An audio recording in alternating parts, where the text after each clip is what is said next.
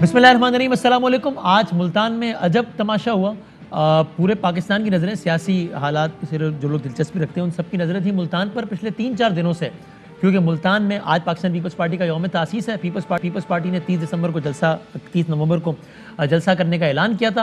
Prime minister Pakistan ने बड़ा दो टोक अल्फाज में कहा था कि भाई जलसे करने की इजाज़त नहीं देंगे, वजह कोरोना उन्होंने बताई थी।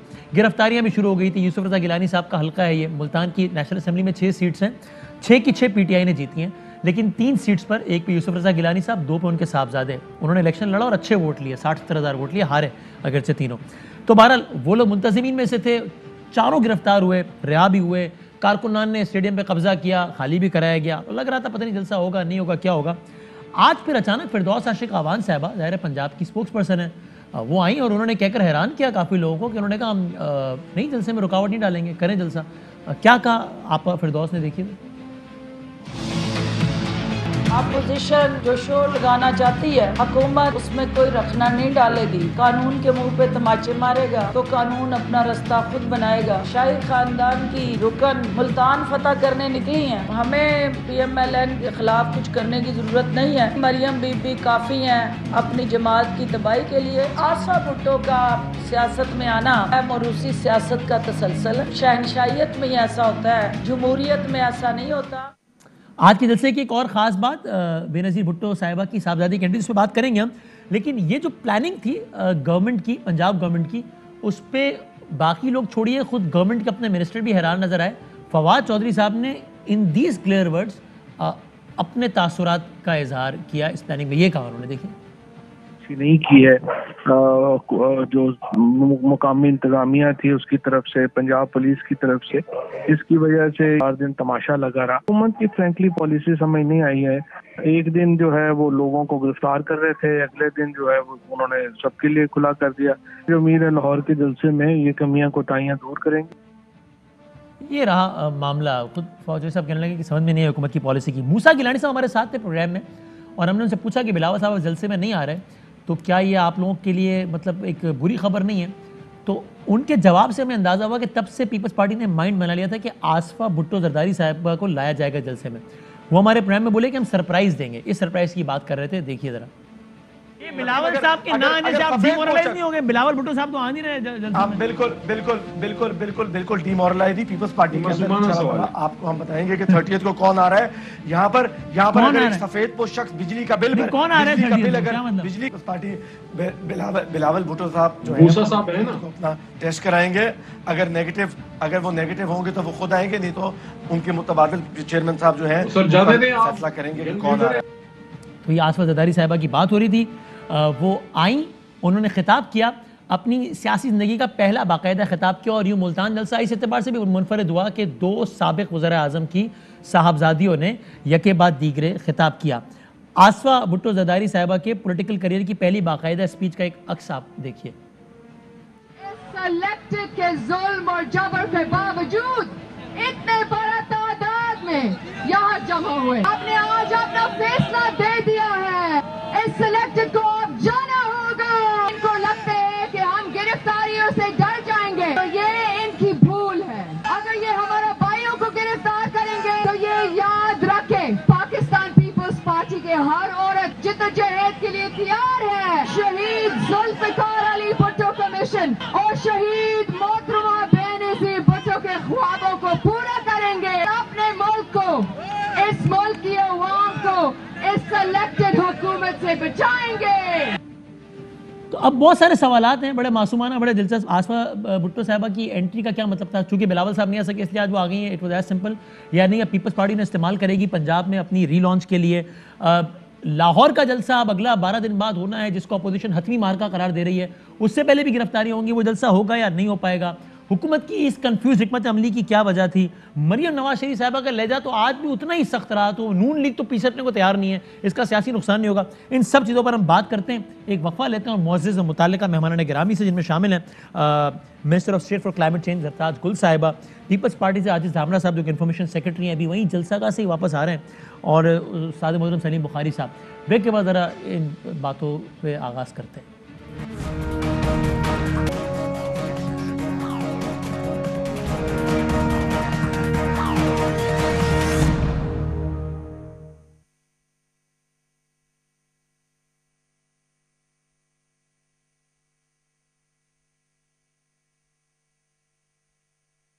चेंज पाकिस्तान तहरीक इंसाफ से ताल्लुक। ऑफ कोर्स आजिज धामरा साहब जलसे से ही आ रहे हैं, इस वक्त इनफैक्ट मोटरवे पर ही मौजूद हैं, मुल्तान से सक्खर जा रहे हैं, इन्फॉर्मेशन सेक्रेटरी पीपल्स पार्टी सिंध के। बहुत शुक्रिया धामरा साहब। और सलीम बुखारी साहब सीनियर तज्जियाकार हमारे साथ मौजूद, तीनों का बहुत बहुत शुक्रिया। हम आसफा साहब बात करेंगे, पहले क्विकली अगर इस पर बात कर लें, जरताज साहब आप मुतमईन हैं गवर्नमेंट ने जिस तरह हैंडल किया है? आपको नहीं लगता कि एक दिन की कवरेज मिल रही थी उसके बदले 3 दिन की कवरेज मिल गई? खुद फवाद चौधरी साहब भी कह रहे हैं कुछ समझ नहीं आई, पहले कहा नहीं करने देंगे, फिर आज कहा कर लें जलसा। आपको लगता है बेहतर हैंडल हो सकता था? Thank you Waseem. मेरा ख्याल है कि ये क्विकली तो नहीं है, ये तो बड़ा एक लॉन्ग इसके लिए रिस्पांस चाहिए। अभी तो आपने प्रोग्राम स्टार्ट ही किया है। जी जी। देखें ये तो हम सब मानते हैं और स्टेटिस्टिक्स बताती हैं, NCOC बताती है जिसके अंदर तमाम चीफ मिनिस्टर्स और हेल्थ मिनिस्टर और प्राइम मिनिस्टर बैठते हैं कि जी सेकंड स्पाइक जो है वो बहुत ज़्यादा डेंजरस है और स्पेशली मुल्तान में, पंजाब में 17% और तमाम हॉस्पिटल्स इस वक्त लोगों से, बीमारों से भरे हुए हैं। तो जब प्राइम मिनिस्टर इमरान खान ने NCOC की उसके बाद ही कहा था कि मेरा शफई का जलसा वॉलंटियरली जो है वो सस्पेंड करता हूँ, तो आप भी सस्पेंड कर दें। तो उसमें बेसिकली तो नहीं होना चाहिए था, लेकिन आपने कहा कि कुछ कन्फ्यूजन तो देखें मैं आपको बात बताऊँ, पंजाब के अंदर जो है जब NCOC जब पहली दफ़ा बनी थी तो पंजाब के अंदर भी इस वक्त इन्फेक्शियस डिजीज़ का और स्मोक की वजह से कलामिटी एंड रिलीफ एक्ट 1958 जो है इस वक्त नाफिज हुआ है, जिसके अंदर कमिश्नर्स और DCs के पास स्पेशल इख्तियारात हैं। जब उनको लगता है कि जहाँ पे जमघटा नहीं करना चाहिए, 300 से ज़्यादा अफराद नहीं होने चाहिए, जहाँ पे SOPs की वायलेशन हो रही है वहाँ पे उन्होंने एक्शन लेना है। तो कोई स्पेशल तो उनको नहीं थी कोई हिदायत, और ये वो इस वक्त सारे पाकिस्तानी फॉलो कर रहा है चीज़ों को। सॉरी फॉर इंटरप्शन, आपसे पूछ रहा हूँ मैं, अगर ऐसा हो तो फिर गवर्नमेंट भी अपने एक्शन से लीड करे ना। फिरदौस आशिक अवान साहबा का एक तकरीब में खिताब नजर आया, फुटबॉल खेलती हुई नजर आई। असद उमर साहब ने कल खिताब किया, ठीक है वो बोले सिर्फ 300 लोग, 300 से कम लोग थे, लेकिन उसकी भी तस्वीर हमने देखी, लोग साथ खड़े थे। तो फिर तो सक्खर में तो फिर तो गवर्नमेंट को भी अच्छा फिर जमात इस्लामी का जलसा हो गया, वहां पे कोई क्रैकडाउन नहीं हुआ, तो जाहिर है ये तो नहीं है कि वो कोरोना फ्री जलसा था, कल ही हुआ जलसा। पेशावर जलसे वाले दिन भी स्वाद में वो हो गया जलसा।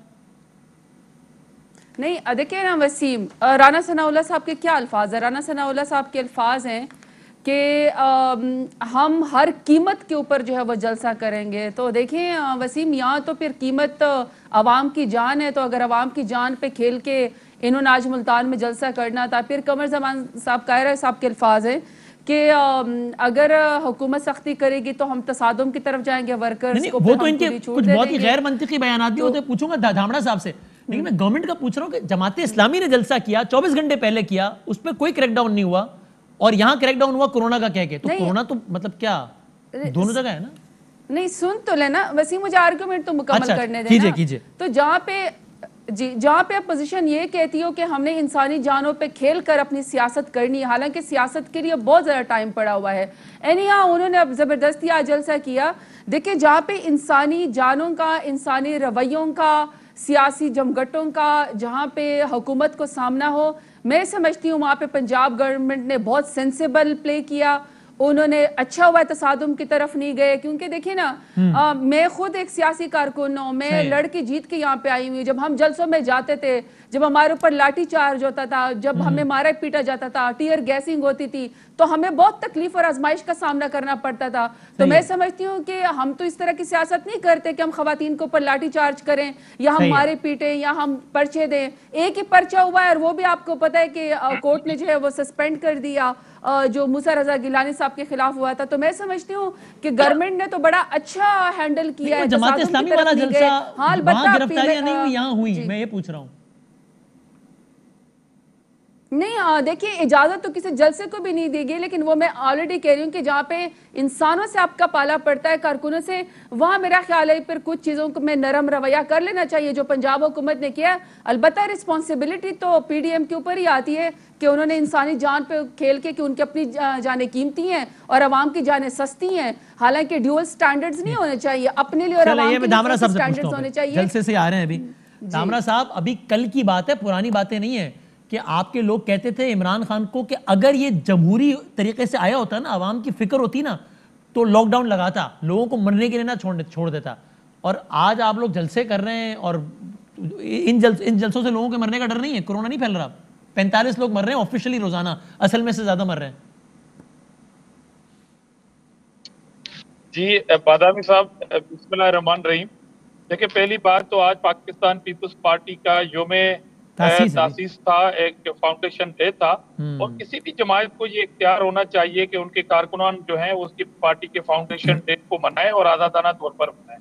नंबर एक बात। और मुझे बड़ी एक तो हमदर्दी है, अभी जो बयानिया देती है मेरी बहन जरताज साहिबा, के उससे अल्फाज जो हैं वो चुनाव में भी बड़ी वो बेचारी कोशिश कर रही हैं, मगर पाकिस्तानी कौम अब मुतमिन नहीं होगी, क्योंकि ये चूरन जितना बेचना था वो ये गवर्नमेंट जो है वो बेच चुकी। अच्छा, इस हुकूमत की जो 2 महीने पहले जो आप लोगों ने चूरन बेचा उस पर तो फरमाया, आप लोग कह रहे थे कि इमरान खान मरवा देगा लोगों को, लॉकडाउन लगाए। आज आप कह रहे हैं लोगों निकलो घरों से। अब नहीं मरेंगे लोग कोरोना से, 2 महीने पहले मर रहे थे सिर्फ।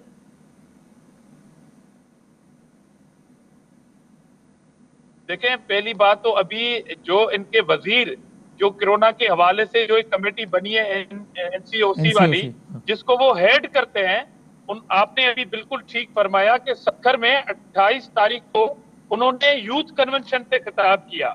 इनसे पूछें कि वहां की सूबाई हुकूमत ने कोई मुदाखलत की, और अगर नहीं की तो आप अपना नैरेटिव, वो वजीर साहब जो आपने सिलेक्ट किया है कोरोना के हवाले से, कि वो मीटिंगें करें, चारों सूबाई चीफ सेक्रेटरीज को कहें, अपने वहां पर इंस्ट्रक्शन पास करें।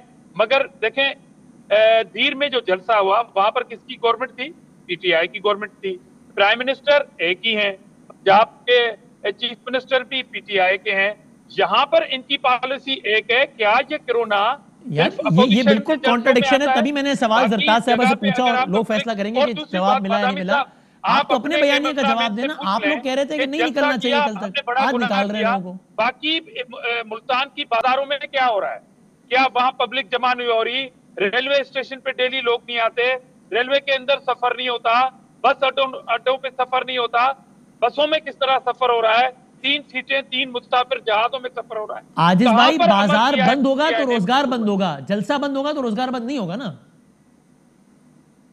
देखिए, इन्होंने जलसे को रोकने की फुल कोशिश की, और इनको ये मैं तो आपसे पूछ रहा हूं, आपने करने की क्यों कोशिश की? कल तक आप कह रहे थे कि पब्लिक गैदरिंग्स नहीं होनी चाहिए कोरोना में, इमरान खान मार देगा लोगों को। थैंक्स करना चाहता हूं कि इन्होंने 5 का जलसा कर दिया, 5 दिन का जलसा किया, और इन्होंने अवामी प्रेशर देखा। जब आज इन्होंने ये कहा था कि हम धमकाएंगे, साबिक प्राइम मिनिस्टर के बेटे को हथकड़ियां लगाएंगे, उनके निहत्ते बेटे को गिरफ्तार करते हुए, तशद्दुद करते हुए गिरफ्तार करेंगे। यार क्या गुनाह था? वो फुटेज पूरी कौम ने देखे हैं। तो आपने खौफ का माहौल पैदा किया कि ये लोग डर जाएंगे, ये नहीं आएंगे। मगर हम तो कह रहे हैं कि पीटीआई हुकूमत पहली बार जियालों से और पीडीएम के कारकुनों से सामना पड़ा है, तो इसलिए सरकार की जो आमराना जो हथकंडे थे वो नाकाम हुए। अच्छा, अब मैं तज्जिया लेता हूं बुखारी साहब से। बुखारी साहब, तज्जिया दीजिए। आज की सूरत हाल आपने देख ली। 12 दिन बाद 13 दिसंबर को लाहौर में जलसा है। पीडीएम कहती है आखिरी मार्का है, बड़ा मार्का है, और मैं ये जानता हूं, आप मुझसे ज्यादा बाखबर हैं कि नून लीग बहुत ज्यादा रिलाय कर रही है जलसे पे। वो ये समझते हैं कि अगर वो जलसा तगड़ा हो गया तो सियासी मंजरनामा कुछ और होगा, वो जलसा फारिग हो गया तो मामला कुछ और होंगे। अब क्या होगा आपके ख्याल में? एक तरफ गवर्नमेंट का मौक़िफ़, कोरोना सख्तियां, और 13 दिसंबर का जलसा। बहुत शुक्रिया आपका वसीम, आपने मौका दिया अपने प्रोग्राम में। देखें, इसको हम बिल्कुल अनबायस्ड होकर सूरत हाल को अगर देखें तो फिर ही हम किसी नतीजे पे पहुंच सकते हैं। पहली बात तो ये है कि फेज़ 1 में कौम पूरी डरी हुई थी, पूरी दुनिया में पेंडेमिक एक आफत के तौर पे आया हुआ था। उस वक्त हमारे प्राइम मिनिस्टर ने कहा ये एक हल्का सा फ्लू होता है, 2-3 दिन में गायब हो जाता है, लिहाजा कोई लॉकडाउन करने की ज़रूरत नहीं है। पूरा 7-8 महीने प्राइम मिनिस्टर डिनायल मोड में रहे कि ये कोई चीज़ नहीं है। उसके बाद ये जो कंपटीशन शुरू हुआ, ये टूर्नामेंट जो है जलसों का, ये शुरू हुआ गिलगित बल्तिस्तान से। गिलगित बल्तिस्तान के इलेक्शन से 1.5-2 हफ्ते पहले कोरोना की सेकंड लहर आने की नवीद सुना दी गई थी कौम को। वहाँ पहले जाके जलसा किया प्राइम मिनिस्टर साहब ने, फिर उसके बाद उनके 3 मिनिस्टर मुराद सईद, अमीन गंडापुर और जुल्फी बुखारी साहब ने धड़ाधड़ जलसे किए। कोई एक रत्ती भर किसी ने SOP पे अमल नहीं किया। अब आ जाए, अब रिसेंटली ये हुआ कि दीर में जलसा हो गया। खुद जो कोरोना के हेड कमेटी के, उन्होंने कल सक्खर में जो कुछ किया वो आपके सामने है। जब इतनी नॉन सीरियस हुकूमत खुद होगी तो how can the government expect के जो अपोजिशन है, जो ऑलरेडी एक मार्का आरआई पर निकली हुई है, वो उनकी बात को आराम से सुन लेगी। अब होगा क्या आपके ख्याल में? आगे का मंजर प्रेडिक्ट करना क्या होगा? मैं एक जुमला अगर उन्होंने करना था ये, तो फिर इस अपोजिशन को उन्हें एंगेज करना चाहिए था, जिसके लिए ना आपके प्राइम मिनिस्टर साहब ज़हनी तौर पर तैयार हैं, ना वो किसी के मुंह से अपने वजीरों मशीरों से। तो वो स्पीकर ने कमेटी बुलाई ना, ये गए नहीं अपोजिशन वाले कोई एंगेज करने के लिए बुलाई ना जनाब। यही तो रौला है कि प्राइम मिनिस्टर साहब चाहते हैं कि सारी टॉप लीडरशिप आए और जिनके मैं नाम दूं उन बंदों से बात करके चली जाए। ये कहीं नहीं होता। Prime minister has to sit himself. एक बात। अब आ जाइए आगे क्या होगा। होगा क्या? देखिए इस मूवमेंट को, इस पीडीएम की मूवमेंट को मोमेंटम देने का सारा सेहरा हुकूमत के सर है। अच्छा, वो कैसे? मैं बिल्कुल इसके ऊपर घंटों बहस कर सकता हूं, इसलिए कि जिस तरह की हाइप, मैं आ रहा हूं उसी पर, जिस तरह की हाइप हुकूमत के मशीर, वजीर और तर्जुमान बैठ के टॉक शोज में, टेलीविजन इंटरव्यूज में, प्रेस कॉन्फ्रेंसेस में इन पीडीएम के जलसों को देते थे, उसकी वजह से लोग ज्यादा अट्रैक्ट हुए। मैं आपको बिल्कुल कन्विक्शन से कह रहा हूं कि अगर ये 3 दिन का तमाशा ना लगाया होता तो शायद आज इतने लोग इस जलसे में नहीं होते। एक बात। दूसरी बात यह है कि लोग अब आ क्यों रहे हैं, ये इसके बावजूद कि हुकूमत डरा रही है, कोरोना, इसके बावजूद लोग आ रहे हैं। ये तो मैं मानने के लिए तैयार नहीं हूं ना। जिस तरह आज फैजुल हसन चौहान ने कहा कि मुंह चढ़ा दिया मुल्तान के लोगों ने, आईना दिखा दिया, वहां 200 लोग थे। ये यही कह सकते हैं, किसी को मानता कोई नहीं है इसको। अब आज लाहौर का जो जलसा है वो फेज 2 का स्टार्टिंग पॉइंट है। फेज 2 ये है कि दिसंबर 13 को जलसे के बाद से फिर लॉन्ग मार्च की तैयारी होगी। अच्छा। और फिर अल्टीमेटली उस धरने की तरफ जाएंगे जिसका रिवाज भी जो है वो जनाब इमरान खान साहब ने डाला है। और फिर क्या होगा? अगर तो उस धरने के बाद तो खान साहब घर वापस चले गए थे, हुकूमत तो घर नहीं गई थी, तो क्या होगा धरने से? नहीं, किसने कहा हुकूमत घर नहीं गई? वो तो उसके 2 साल बाद गई ना, पैनामा के चक्कर में, धरने से तो नहीं गई ना करें डिबेट। बुनियाद इसी तरह रखी जाती है। मैं आपको जरा तारीख एक आधा मिनट मुझे दे दें सिर्फ। अयूब खान बहुत माइटीएस्ट मिलिट्री डिक्टेटर था। यूडीएफ बनी, उसके खिलाफ यूनाइटेड डेमोक्रेटिक फ्रंट, 4 आने चीनी महंगी हुई, the president Ayub has to go. उसके बाद आ जाइए Bhutto, the mightiest prime minister, sweeping majority के साथ यहां से जीता। पीएनए बनी उसके खिलाफ, उसने मूवमेंट की, मसूफ गए घर। उसके बाद आईजीआई बनी, बेनजीर गई घर। उसके बाद पीटीआई बनी, नवाज शरीफ गया घर। ये ना बताए मुझे आप, मैं हिस्ट्री का स्टूडेंट हूं, मुझे हिस्ट्री अच्छी तरह से याद रहती है। लेकिन चले मैं मजीद डिबेट करता हूं आगे। मैं दोबारा होऊंगा, क्योंकि अयूब खान का जब फॉल हुआ तब वो अपना 10 साल अशरा कामयाबी बना रहे थे, यानी कि 10 साल रूल कर चुके थे। मुशर्रफ साहब का फॉल हुआ अगस्त 2000 में, 10 साल कर चुके थे। तो वो बड़े मामला कुछ और भी रहे। फिर उस आईजीआई जब गिरी, आईजीआई की वजह से हुकूमत गिरी, तो एस्टेब्लिशमेंट का पलड़ा आईजीआई की तरफ था, इस वक्त मौजूदा हुकूमत की तरफ है। इसलिए मेरा ख्याल है कि बड़े मामला और है। लेकिन चले उसमें हम आते हैं, अगले राउंड में दोबारा बात करते हैं। मैं जरा एक लम्हे को जरा नून लीग का मौक़िफ़ लेके फिर जरताज साहब की तरफ आता हूं। मोहम्मद जुबैर साहब तर्जुमान है मरीम नवाज शरीफ, वो भी हमारे साथ हैं। अस्सलाम वालेकुम जुबैर साहब। जी अस्सलाम वालेकुम। बहुत शुक्रिया वक्त देने का। आज भी मरीम साहबा ने तो बड़ी सख्त तकरीर की है कि वो 2 सेलेक्टर धक्का दे रहे हैं हुकूमत को, लेकिन बस नहीं चल रही मेट्रो की तरह। लेकिन आपको लगता है आज भी स्टेज में कोई भी अपने नैरेटिव की सख्ती को उस हद तक ले गया जहां नून लेकर गई, जहां तक मरियम साहिबा लेकर गई? जुबैर साहब, एक तो अभी हम लाहौर पहुंचे हैं वापस। अच्छा, ठीक है। तो उन्होंने कहा पदानी साहब का है, मैंने कहा बहुत शुक्रिया सर, नवाजिश। तो इसमें कोई आपको शक है कि मेट्रो नहीं चलती है, उसको धक्के लगाना पड़ता है? तो इस हद तक तो आप बिल्कुल सच बोला उन्होंने। आग लग जाती है, चलती नहीं है। बयानी की सख्ती मेरा इस जुमले का जो अव्वलीन हिस्सा था ना, उस हवाले से, दूसरे हिस्से से नहीं है। ये आपने बड़ी मासूमाना बात की है वैसे। ये आपसे सीख लिया। दूसरी बात ये, मैं कह रहा हूँ जितनी सख्त बात मरियम बीबी कर रही है और कोई नहीं कर रहा, तो ये ना हो कि नून लीग आइसोलेट हो जाएगी मेरे ख्याल से। असल में मैं आपको बताऊं कि वसीम, अगर आप कोई जलसा अटेंड करें, हाँ। या आज ही के जलसे के आप तमाम वो वीडियोस या क्लिप्स सुने, अख्तर बैंगल की तकरीर या चकरी साहब की तकरीर, तो आपको खुद, वो तो आसफा की जाहिर सी बात है, वो she was just making her first speech, तो उनसे तो नहीं एक्सपेक्ट कर रहे थे, लेकिन वो बाकी भी ऐसी बातें करते हैं this just shows the star value of Maryam Nawaz, कि ये सारा जो है for Imran Khan and for everyone else, Maryam Nawaz जो हैं सबसे बड़ी फॉर्मिडेबल पॉलिटिकल ओपोनेंट हैं इस वक्त पाकिस्तान। उन्हीं से स्टार गुजरावाला में जब मरियम बीबी ने बात की तो बिलावल साहब ने तो अपनी मुख्तलिफ राय का इजहार किया ना बरमला BBC उर्दू के इंटरव्यू में। उन्होंने कहाँ फॉलो किया मरियम बीबी को? नहीं, बिलावल मतलब आज कौन सी ऐसी बात की थी जो बिलावल करते हैं या जो मरियम ने? नवाज शरीफ साहब इस एक्सटेंट तक जाते हैं कि नाम लेते हैं। मरियम बीबी ने कहा 2 लोग, जाहिर और 2 लोगों की बात, और तो कोई नहीं जा रहा है सत्ता एस्टैब्लिशमेंट के खिलाफ। नहीं, देखे ना, जब बिलावल कहते हैं सिलेक्टर्स का, और मैंने पहले भी कहा है कि ये जो वर्ड सिलेक्टेड है ये या सिलेक्टर, ये तो शुरू ही बिलावल ने किया था। अब ये आप ये कह रहे हैं कि 2 हैं या 4 हैं selectors, what difference is it make? कभी किसी को पता है कि पाकिस्तान क्रिकेट टीम के सिलेक्टर्स कितने हैं?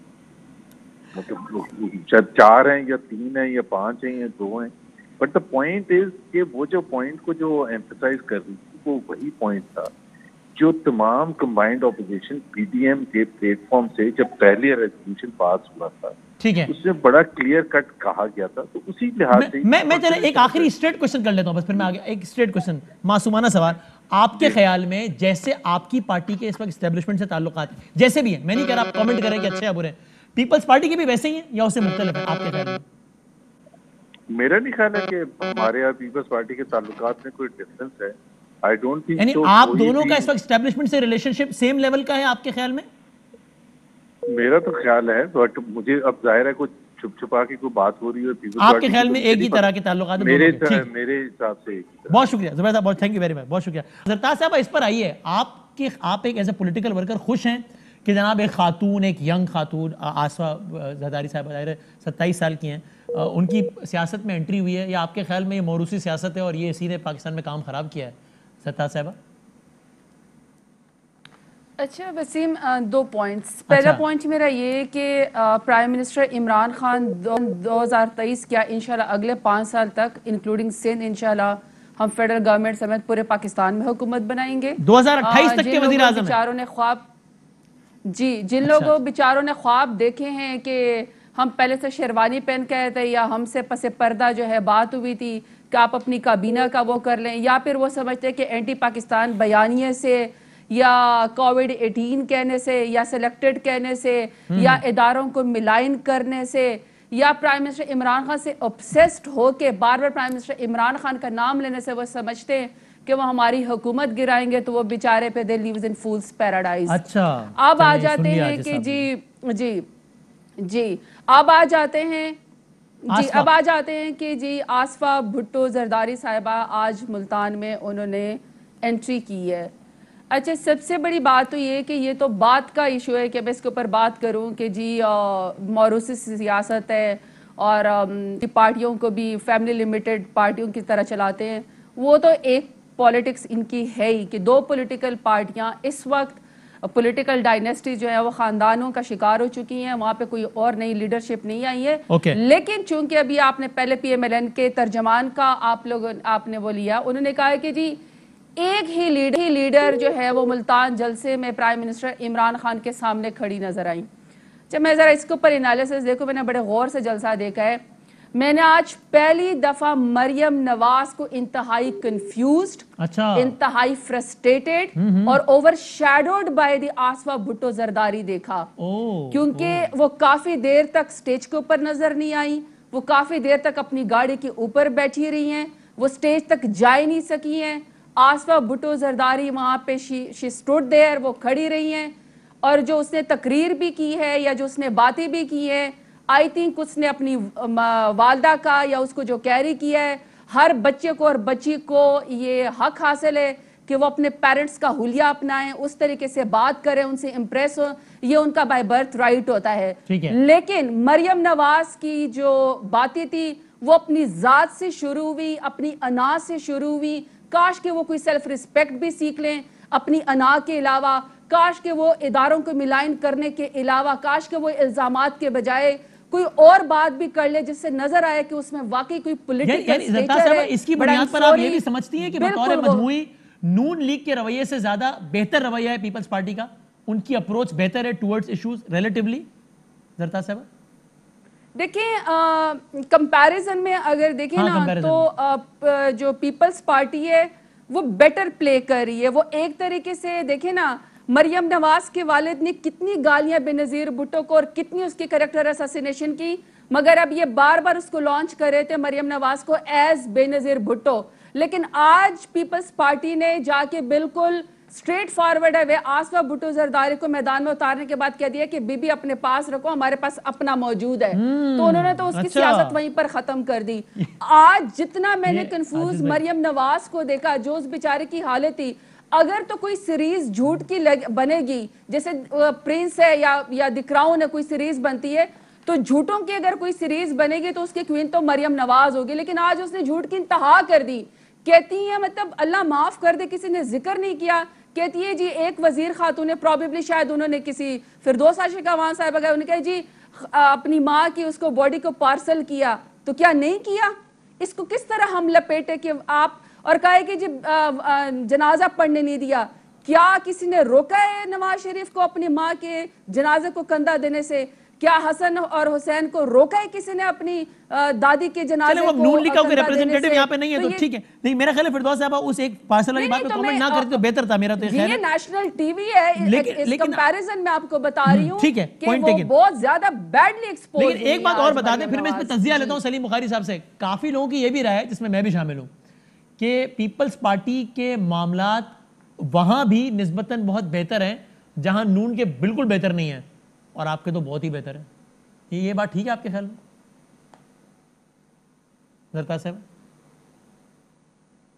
देखिए, मैं समझती हूँ वो बेटर प्ले कर रहे हैं, वो इस तरह कर रहे हैं कि बिलावल भुट्टो जरदारी ने प्रॉपर नवाज शरीफ से पूछा कि जैसे हम सराइकी में कहते हैं ना कि रसीदा कटो, हम कहते हैं जी रसीदे दिखाओ आपकी मनी ट्रेल क्या है।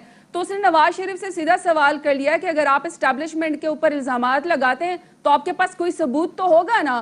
तो मैं समझती हूँ कि उनको कटहरे में उन्होंने लाकर खड़ा कर दिया। फिर सिंध के अंदर जिस तरह मरियम नवाज की इंसल्ट की गई, फिर खुद ही ड्रामा किया, फिर खुद ही से मरियम जो बिलावल भुट्टो थे वो मजलूम भी बन गए। अब तो ये ना कहें ज़रदार, अब तो उसमें रिपोर्ट आ गई ना, आर्मी चीफ की रिपोर्ट आ गई, तो अब तो साबित हो गया कि वो सिंध गवर्नमेंट ने नहीं किया था, वो काम कहीं और हुआ था। वो तो प्रूफ हो गया ना साहब, रिपोर्ट आ गई इस पर। नहीं, वो काम कहीं और जो हुआ था तो इतना मजलूम बनने की क्या जरूरत थी ना। ये यही कह रहा था कि हमने नहीं किया, हम शर्मिंदा हैं, और साबित हुआ कि उन्होंने नहीं किया था। नहीं, मैं सिर्फ ये कह रही हूँ कि बेनजीर भुट्टो की जो पार्टी है या बिलावल भुट्टो जरदारी है, वो इनसे बेटर इस तरह प्ले कर रहे हैं कि इसमें मैं तज़िया ले लेता हूं, भी कर रहे हैं, ठीक है, अच्छा, इनका वोट बैंक भी खत्म कर रहे हैं, और ये भाई भाई करें कि जी हम बड़े अच्छे हैं। लेकिन मेरा ख्याल है कि काफी बड़ा गर्क हो चुका है। सलीम बुखारी साहब, मैं इस राय से बहुत एग्री करता हूं, जरदार साहबा की मैं एग्री करता हूं कि पीपल्स पार्टी बड़ी रियलिस्टिक अप्रोच के साथ, और ये हिस्टोरिकली, यानी बेनजीर साहबा के वालिद मोहतरम फांसी चढ़ गए, फिर भी जब 86 अप्रैल में वापस आई मीनार पाकिस्तान लाहौर जलसा, उन्होंने उस सतह का पंगा हरगिज भी नहीं लिया ज़िया-उल-हक से। फिर 88 में गवर्नमेंट बन गई, तब भी असलम बेग साहब से हर मामले में कंसीड किया। वो बड़ी प्रैक्टिकल अप्रोच। मरियम बीबी लड़ाई को इतनी आगे ले गई है कि जिसके बाद सिर्फ नुकसान ही नुकसान है। इस सबकी नेट लूजर मेरा ख्याल है पीएमएलएन, और लॉटरी लगेगी पीपल्स पार्टी की। बेहतर प्ले कर रही है मेरे भी ख्याल से। आपकी क्या राय है बुखारी साहब?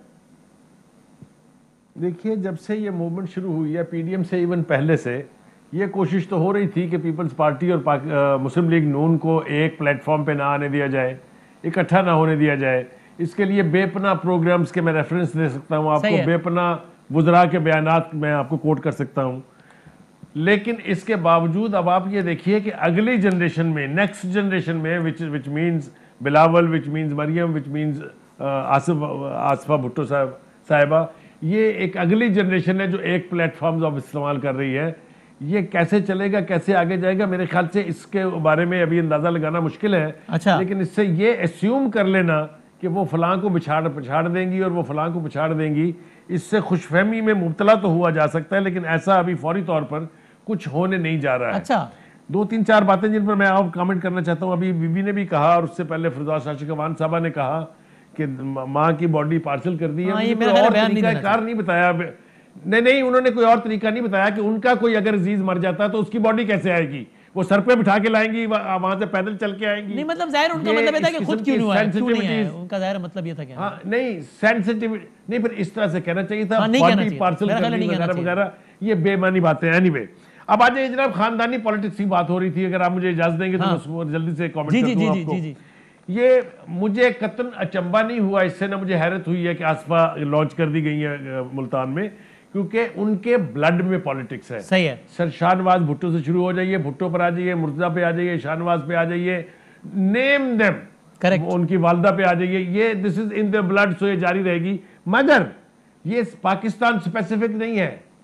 आप चलिए जरा अमेरिका चलते हैं, बांग्लादेश, इंडिया, अमेरिका में क्लिंटन और बुश की, सही नहीं, जनरेशंस आफ्टर जनरेशंस। सो इसके ऊपर कैश करके ये ख्वाहिश करना कि दोनों जमातें लड़ पड़ेंगी, ये भी मेरे ख्याल से ठीक बात नहीं है। Last but not the least, जो कोरोना से डराने का हवाला शुरू में आपने दिया था और जिसकी वजह से ये जलसा नहीं होना चाहिए और था ये, और जो लाहौर का जलसा नहीं होना चाहिए, ये उस वक्त तक नहीं होगा वसीम बदामी जब तक हुकूमत अपनी सीरियसनेस साबित नहीं करेगी इस हवाले से। ठीक है, अगर उनका ख्याल ये है कि वो खुद अपने जो मर्जी तमाशे लगाते रहे और अपोजिशन सिर्फ उनका कहना माने, ये नहीं होगा। ठीक है। और last but not the least, अगर लाहौर के जलसे तक बात पहुंची, हाँ, तो मैं वसूख से ये कह रहा हूं कि पीटीआई की लीडरशिप को, पीटीआई के वज़रा, मिनिस्टर्स और तर्जमानों को, सबको should start taking seriously that could be A beginning of another phase. ये मैं आपको जिम्मेदारी से कह रहा हूं। लेट्स सी, मेरा ख्याल यह है कि हुकूमत की तरफ से अपोजिशन को एंगेज किए बगैर कोई रास्ता नहीं बनेगा। मैं दरअसल कंक्लूड करने लगा हूं। ठीक है धामड़ा साहब, आप डिस्कनेक्ट हो गए थे। एक तो मुबारक हो भाई, वो जरताज साहबा का ख्याल है आपकी सियासी मुखालिफ है, लेकिन समझती हैं आप लोग बहुत यस तरीके से, ओके तरीके से काम कर रहे हैं बनिस्बत नून लीग के। ये मुझे जरा वजाहत करते हैं, आप इंफॉर्मेशन सेक्रेटरी पीपल्स पार्टी सिंध के, आज आसफा साहबा को बाकायदा लॉन्च किया गया है, जिससे मुराद ये कि अब आने वाले जलसों में भी इस तरह नजर आएंगी लाहौर में उसके बाद, या चूंकि बिलावल साहब बीमारी की वजह से नहीं आ पाए इसलिए आसफा साहबा आ गई? It is as simple as that. आखिरी 1-2 मिनट मेरे पास। देखें बदामी साहब, 100% आप इस चीज को, पहले तो मैंने कहा कि चेयरमैन बिलावल भुट्टो जरदारी साहब जो हैं वो कोविड की वजह से शरीक नहीं हो पाए। सही है। अगर बीबी आसफा नहीं आती तो फिर चहमगोइयां होती और आप ही के इसी कुछ नए मौजूआत पे हम बहस कर रहे होते और बीबी आसफा भुट्टो इससे पहले भी इलेक्शन कैंपेन कर चुकी हैं, कई तकारीर से खिताब कर चुकी हैं और ये डिसाइड है कि वो पॉलिटिक्स में एक्टिव रोल प्ले करेंगी। जहां तक मॉरिसी सियासत का ताल्लुक है तो आज पीपुल्स पार्टी का फाउंडेशन डे था। बिल्कुल ठीक कहा बुखारी साहब ने कि पीपुल्स पार्टी के अलावा किसी पॉलिटिकल पार्टी के पास शहीद गड़ी खुदाबख्श जैसा कब्रिस्तान नहीं है जिसमें एक एक कब्र अपनी सियासी दास्तान रखती है।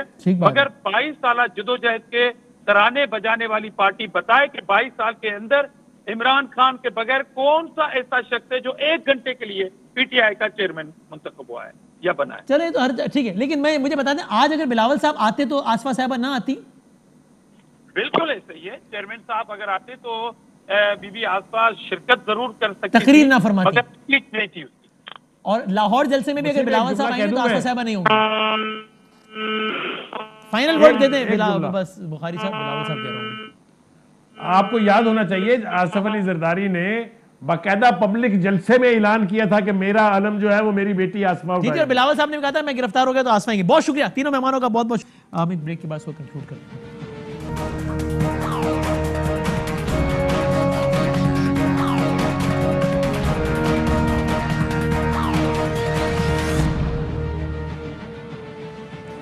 यही गुजारिश है जाते जाते कि सियासत, मज़हब, नज़रिया, मसलक, ये आपका सबका अपना अपना हो सकता है। कोरोना बहरहाल एक हकीकत है और कोरोना जो लोगों को मुतासर कर रहा है वो इनमें से कोई भी चीज़ देख के मुतासर नहीं कर रहा। और कोरोना से बचने की पॉसिबिलिटीज़ कैसे हैं वो हम सब जानते हैं, हाथ धोना, मास्क लगाना, फासला रखना। तो आइए हम सब मिलकर अपने इर्द गिर्द के लोगों का तहफ़्फ़ुज़ यकीनी बनाने के लिए, और ये भी सोच के कि होता है कि हम में से किसी की इम्यूनिटी अच्छी हो तो हम अगर मुतासर हो भी तो हमें फ़र्क ना पड़े, लेकिन हम अगर किसी और तक ये मर्ज़ पहुँचा दें और उसके साथ मसाइल हो जाएँ तो ये सोच कर भी कि हमारी वजह से किसी की जान ख़तरे में ना आ जाए, ये तमाम तर बातें ज़हन में रखते हुए हर मुमकिन एहतियात करें। अल्लाह ताला सबको महफूज रखे इंशाअल्लाह। ज़िंदगी सेहत सलामती रही तो कल मिलेंगे इंशाअल्लाह। अल्लाह हाफ़िज़।